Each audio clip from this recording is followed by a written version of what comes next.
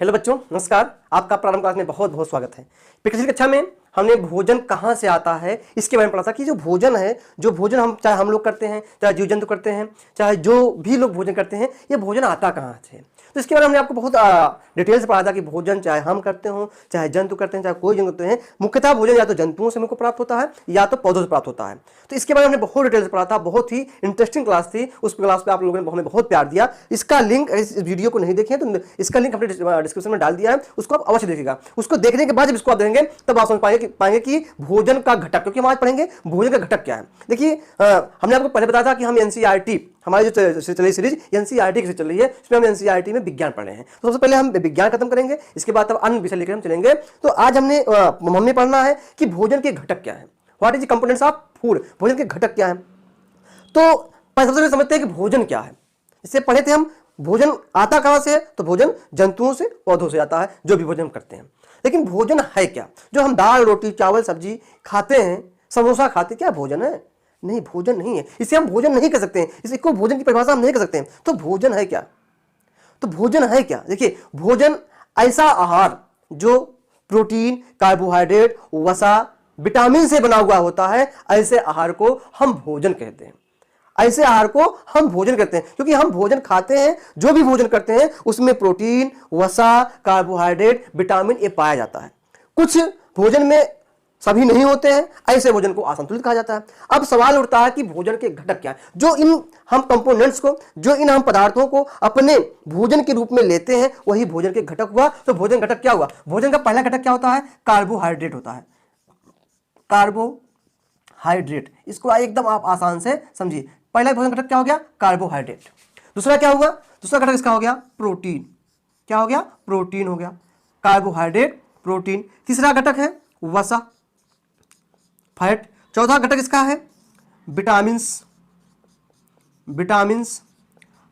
फिर पांचवा है खनिज लवण, खनिज लवण, खनिज लवण। अब इस चैप्टर में कक्षा 6 एनसीईआरटी चैप्टर संख्या 2 क्या है? भोजन के घटक। भोजन क्या हुआ? जो हम प्रोटीन, शर्करा, वसा, विटामिन के रूप में जो भी हम यौगिक को लेते हैं, वही क्या होता है? भोजन होता है। अर्थात अब यही प्रोटीन, कार्बोहाइड्रेट, वसा, इसी को भोजन का घटक कहा जाता है। क्या कहता है? भोजन का घटक कहा जाता है। देखिए, क्योंकि ये कक्षा 6 की एनसीईआरटी है, इसमें हमें बहुत ज्यादा डिटेल्स नहीं पढ़ना है, बस उतना ही पढ़ना है जितना कक्षा 6 की एनसीईआरटी कवर है। क्योंकि आपको कक्षा 6 की एनसीईआरटी के हिसाब से पढ़ना है, ये नहीं कि हमें बहुत डिटेल पढ़ना है। क्योंकि हम धीरे से, हमने हमारा जो बैच है ये क्या है? फर्स्ट से लेकर के अर्थ तक, हमें फर्स्ट से लेकर अर्थ तक चलना है। तो समझ लेते हैं पहले कार्बोहाइड्रेट क्या होता है। कार्बोहाइड्रेट ऐसी शर्करा होती है जो किससे? कार्बन, हाइड्रोजन व ऑक्सीजन से मिलकर बनी हुई होती है। और जितने खाद्य पदार्थों में मीठे पदार्थ होते हैं, सब में क्या होता है? मीठे पदार्थ। जैसे आलू, क्या मान सकते हैं हम? आलू, चावल, आलू, चावल, रोटी, गन्ना, चीनी, फल,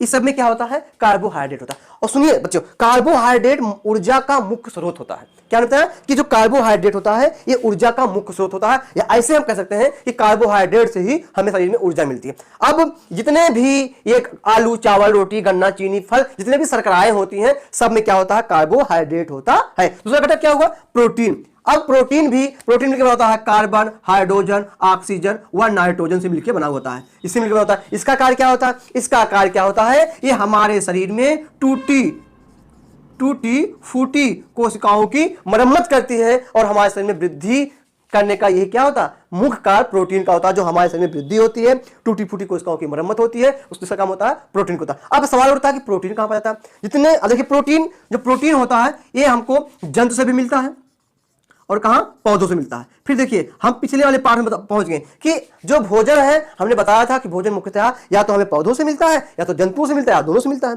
तो ये जो प्रोटीन है, जो टूटी फूटी कोशिकाओं की मरम्मत करती है, मिलता है जंतु से। जंतु से कैसे मिलता है? जैसे दूध हो गया, दूध हमें जंतु से मिलता है। मांस हो गया, मांस भी हमें जंतु से मिलता है। अंडा हो गया, अंडा भी हमें क्या? जंतुओं से मिलता है। इसके बाद जो पौधों से क्या मिलता है? जितनी दालें होती हैं, जितनी दालें होती हैं, सभी दालों जो है प्रोटीन में प्रचुर मात्रा पाई जाती है, अर्थात सभी दालों में प्रोटीन की मात्रा बहुत अधिक होती है। तो ये प्रोटीन का कार्य क्या होगा? देखिए, बहुत डिटेल हमने क्या होता है कि हमको बहुत डिटेल नहीं पढ़ना है, हम कक्षा 6 की एनसीईआरटी पढ़ रहे हैं, तो हमको कक्षा 6 की असर का पढ़ना है। अब जंतुओं से दूध, मांस, अंडा, पनीर, दही, इसमें सब में क्या होता है? प्रोटीन होता है। फिर क्या है? पौधों में जितनी भी दालें होती हैं, सोयाबीन, क्या होता है? जितनी भी दालें होती हैं सब में क्या होता है? प्रोटीन पाया जाता है। इसका कार्य क्या है? टूटी फूटी कोशिकाओं की मरम्मत करना। तीसरा क्या है? वसा। वसा का कार्य क्या होता है? वसा का कार्य भी ऊर्जा की प्राप्ति, अर्थात वसा से भी हमें ऊर्जा मिलती है। क्या मिलती है? ऊर्जा मिलती है। साथ ही साथ ये हमें, हमारे शरीर को क्या होती है? उपापचयी क्रियाओं में भी नियंत्रण करती है, तथा हमारे शरीर में ताप नियंत्रण का भी कार्य किसके द्वारा? वसा के द्वारा होता है। तो इसका दो काम बताया, ये शरीर में ताप नियंत्रण करती है और ऊर्जा की प्राप्ति, क्योंकि ये जो होता है हमारा जो वसा है CHO अर्थात कार्बन, हाइड्रोजन व ऑक्सीजन से मिलकर बना हुआ होता है। साथ ही हमने क्या बताया आपको कि जो वसा है, वसा से हमको कार्बोहाइड्रेट की अपेक्षा वसा से हमें अधिक मात्रा में ऊर्जा मिलती है। क्या मिलती है? अधिक मात्रा में ऊर्जा मिलती है। हमको कार्बोहाइड्रेट से 1 ग्राम कार्बोहाइड्रेट से 4.3 कैलोरी ऊर्जा मिलती है। उसी में 1 ग्राम वसा से हमें 9.3 कैलोरी ऊर्जा मिलती है। तो कहने का तात्पर्य है तो कि इसका भी कार्य वसा का ऊर्जा प्राप्ति का है, इसका भी, लेकिन मुख्य अगर कहा जाए वसा ऊर्जा प्राप्ति क्या है? कार्बोहाइड्रेट है। अब ये भी कहां मिलता है?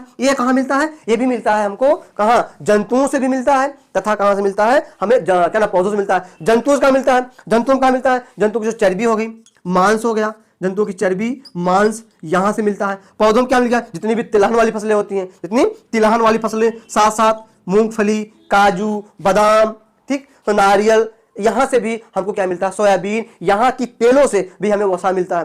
तो वसा और कार्बोहाइड्रेट दोनों प्रोटीन के वसा क्या ऊर्जा के मुख्य स्रोत हैं। अब आगे आता है आपका चौथा नंबर है कि विटामिन क्या है। ये जो विटामिन होता है ये हमारे शरीर में नहीं बनता है, इसको हमें जंतुओं के या कहीं किसी अन्य से स्रोत से हमको इसको प्राप्त करना होता है। अब विटामिन का कार्य क्या है? अब विटामिन का कार्य है हमारे शरीर में रोगों से लड़ने की क्षमता विकसित करना। किसी रोगों से लड़ने की क्षमता का विकास हमारे शरीर में करना, ये कौन करता है? ये करता है हमारा विटामिन। और विटामिन भी हमें रोगों से लड़ने की क्षमता का विकास करता है। विटामिन अर्थात विटामिन हमारे लिए बहुत ही आवश्यक है। अब जब हम विटामिन के बारे में पढ़ेंगे, इसके डिटेल अगली कक्षाओं में पढ़ेंगे, तो हम समझेंगे कि विटामिन है क्या, कि विटामिन का नाम क्या है, इसका रासायनिक नाम क्या है। बस इसको हमें यहां पढ़ लेना है कि विटामिन के प्रकार क्या है। विटामिन के प्रकार है, विटामिन वैसे 6 प्रकार का होता है। Vitamin A, B, C, D, E व K, ये 6 विटामिन होते हैं। इसमें 2 विटामिन B व C ये होता है, इसको कहते हैं वाटर सॉल्युबल, और इसके बाद A, D, E, K ये क्या है? ये फैट सॉल्युबल। माने जो विटामिन B व C है ये जल में घुलनशील है, जबकि vitamin A, D, E, K कीड़ा कह सकते हो, ये क्या है? ये विटामिन जो है जल किसमें? वसा में घुलनशील विटामिन है। अब इसका कार्य हमने बता दिया। अब इसके बारे में पढ़ने के लिए विटामिन A का स्रोत क्या है? हमने क्या बताया कि विटामिन A का स्रोत हरी सब्जियां, दूध, अंडा, मांस, मछली। विटामिन B का स्रोत दूध, मांस, मछली, हरी सब्जियां, ये हो गया। विटामिन C जितने भी खट्टे पदार्थ होते हैं उसमें विटामिन C पाया जाता है। विटामिन D का स्रोत क्या हो गया? सूरज का प्रकाश, दूध, अंडा, मांस, मछली, विटामिन D हो गया। विटामिन E अंकुरित गेहूं या अंकुरित जितनी दालें होती हैं, इसमें अंकुरित गेहूं में सबसे अधिक विटामिन E पाया जाता है। विटामिन K ये भी अंडा, मांस, मछली, हरी सब्जियां, इसके बाद फलों में पाया जाता है। अब इतना स्रोत हो गया। इसकी कमी से कौन कौन से रोग होते हैं? अब इसको देखिए, हम क्योंकि जितना बुक में इस चैप्टर में दिया गया है हम उतना ही बताएंगे। इसमें अभी आगे जब हम पढ़ेंगे तो इसमें पढ़ेंगे विटामिन A की कमी से किसका रासायनिक नाम क्या है, विटामिन B का रासायनिक नाम क्या है। देखिए, इस विटामिन A की कमी से रतौंधी रोग होता है, विटामिन B की कमी से बेरी रोग होता है, विटामिन C की कमी से जो है स्कर्वी रोग होता है, विटामिन D की कमी से सूखा रोग, सुखंडी, रिकेट्स रोग होता है, विटामिन E की कमी से नपुंसकता या बांझ रोग होता है, विटामिन K की कमी से जो है क्या कहते हैं, रक्त का थक्का नहीं जमता है। तो इतने विटामिन है, हमें पढ़ना ज्यादा। देखिए, आपको लग रहा है कि सर बहुत कम बता रहे हैं, देखिए जितना चैप्टर में दिया गया हम उतना बताएंगे, क्योंकि हमें फर्स्ट से लेकर के अर्थ पे जाना। अभी मैं आपको जितना पढ़ा दूं कि आपके सुपाच्य हो तो क्या करेंगे, आप समझ नहीं पाएंगे। तो ठीक, अब इसके बाद एक और है खनिज लवण। कि खनिज लवण क्या है? जितने भी हम जैसे सोडियम, पोटेशियम, कैल्शियम, फास्फोरस, ये सब जो लेते हैं खनिज लवणों का, नमक जो खाते हैं, आयरन लेते हैं, ये सब क्या है? खनिज लवण के अंतर्गत आते हैं। ठीक है, ये इसका कार्य क्या है? ये भी हमारे शरीर में रोगों से लड़ने की क्षमता विकसित करता है, एंटीबॉडीज का निर्माण करता है, हमें प्रतिरोधक क्षमता बढ़ाता है। इनकी कमी से भी अनेक रोग हो जाते हैं। तो ये जो इतना है कार्बोहाइड्रेट, प्रोटीन, और इसमें क्या आता है कि कार्बोहाइड्रेट की कमी से कौन रोग होता है और आपका क्या आता है? प्रोटीन की कमी से कौन रोग होता है। तो समझ लीजिए, अगर कार्बोहाइड्रेट आप अधिक लेते हैं तब भी दिक्कत है, आपके अंदर मोटापा बढ़ जाएगा। आपके शरीर में कार्बोहाइड्रेट की कमी हो गई तो उसी प्रकार प्रोटीन अधिक अगर आप ले लेंगे तब भी दिक्कत हो जाएगी, यूरिक एसिड की मात्रा बढ़ जाएगी। कम लेते हैं तो आपको क्या मेसमस रोग हो जाएगा। तो अधिक लेने से भी रोग, कम लेने से रोग। अब आता है कि कितना लिया जाए कितना नहीं लिया जाए, तो इस पे एक कॉन्सेप्ट आता है संतुलित आहार का। क्या है संतुलित आहार का, इसको समझ लीजिए कि संतुलित आहार क्या है। संतुलित आहार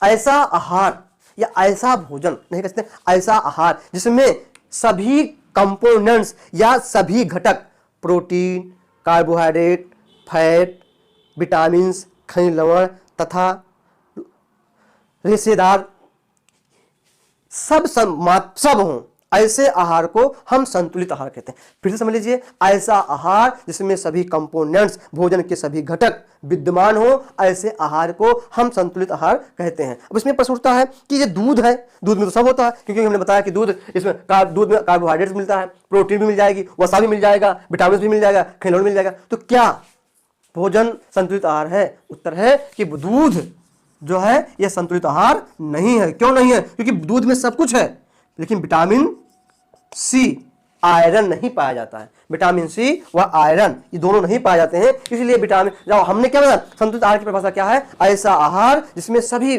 घटक विद्यमान हो, भोजन के सभी अवयव विद्यमान हो, उसे संतुलित आहार। संतुलित आहार क्या है? जैसे तराजू होता है, मतलब जितना आप सामान ले जाएंगे ना उतने तो जो दुकानदार, आपको 1 किलो चीनी चाहिए तो दुकानदार एक तरफ 1 किलो क्या रखेगा और बाट रखेगा, और आपको 1 किलो ही चीनी देगा, कि ना तो कम देगा ना तो ज्यादा देगा। तो वही संतुलन। तो उसी प्रकार ऐसा भोजन जिसमें सभी आहार संतुलित मात्रा में हो, उसे संतुलित आहार कहा जाता है। अच्छा, हमने क्या बताया कि दूध संतुलित आहार नहीं है, क्योंकि दूध में विटामिन सी नहीं पाया जाता है और आयरन नहीं पाया जाता। लेकिन दूध को हम संपूर्ण आहार कह सकते हैं, दूध को हम संपूर्ण आहार कह सकते हैं, लेकिन संतुलित आहार नहीं कह सकते। तो यही आज का जो चैप्टर नंबर 2 एनसीईआरटी क्लास 6 में जो चैप्टर नंबर 2 था वो क्या था? भोजन के घटक। भोजन किसे कहते हैं, भोजन के घटक क्या है? इसमें 2 था प्रयोग है, उस प्रयोग को मैं आपको बता करके दिखा दूंगा। पहला प्रयोग है वसा का परीक्षण, प्रोटीन का परीक्षण और शर्करा का परीक्षण। किसी भोजन में शर्करा है उसका परीक्षण कैसे करेंगे, कैसे आप जानेंगे कि इस भोजन में शर्करा है।